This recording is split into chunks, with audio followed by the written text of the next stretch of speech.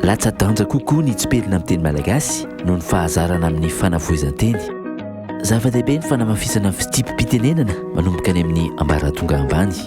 Izahay mpampianatra dia misy fotoana indraindray tena kivy ihany manoloana ny reny taratasy-panadinana ireny rehefa eo amin'ilay fotoana fitsarana ny taratasy-panadinana amin'ny mpianatra. Lasa le zavatra soratan'ilay mpianatra any amin'ny Facebook sy ny fomba fanoratra any amin'ny soratra maro sosona no iny ihany no ampiasainy sy ampiariny any amin'ny laza adina.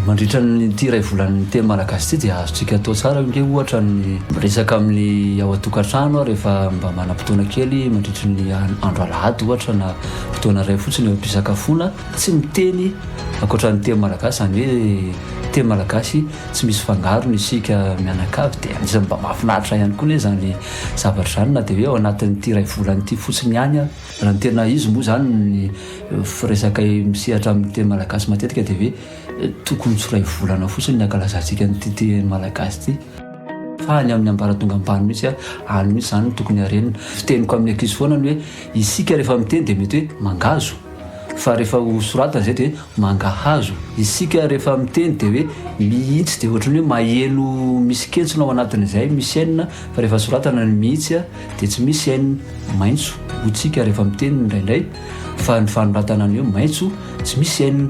Iny no hitako mahatsara ny zareo any amin'ny foko betsileo satria ny azy tena voatonony tsara mihitsy ny aintso rehefa eo am-panononana. Ny azy zao tonga dia tononona mihitsy hoe harona dia mazava ho azy moa zany any am-panoratana iny voasoratra tsara. Ny voalohany aloha dia tokony reharentsika amin'ny malagasy ny fiheverako azy hoe ny amin'ny malagasy kokoa aloha izay vao mivelatra amin'ny fampiasana ny teny vahiny, ny teny frantsay sy ny teny anglisy.